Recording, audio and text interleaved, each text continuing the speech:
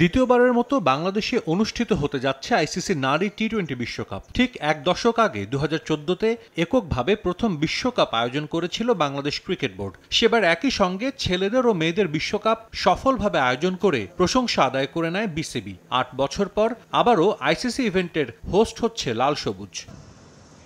প্রাথমিক পরিকল্পনা ছিল পূর্বাচলের শেখ হাসিনা আন্তর্জাতিক ক্রিকেট স্টেডিয়ামে বিশ্বকাপ আয়োজনের, তবে সেই স্টেডিয়ামের মূল নির্মাণ কাজ এখনও শুরু হয়নি। তাই 2014-র মতো এবারও বিশ্বকাপের ভেন্যু হতে যাচ্ছে ঢাকা ও সিলেট।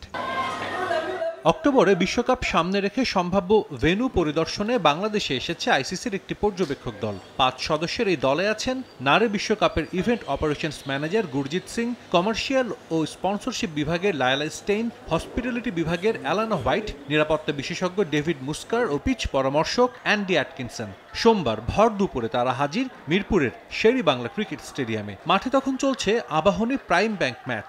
ডিপিএল-এর হাই ভোল্টেজ ম্যাচ চলাকালীন তারা ঘুরে দেখেন মিরপুর স্টেডিয়াম। ইভেন্ট চলাকালীন দলগুলোর অনুশীলন ব্যবস্থা কেমন হবে সেটাও যাচাই করেন প্রতিনিধি দলের সদস্যরা।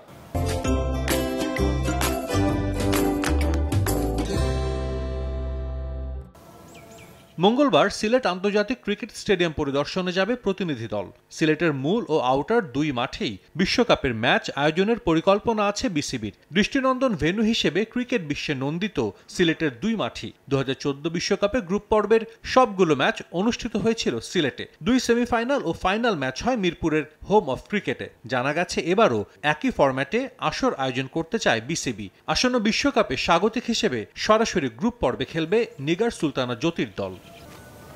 সাজিদ মুস্তাহিদ, সময় সংবাদ, ঢাকা।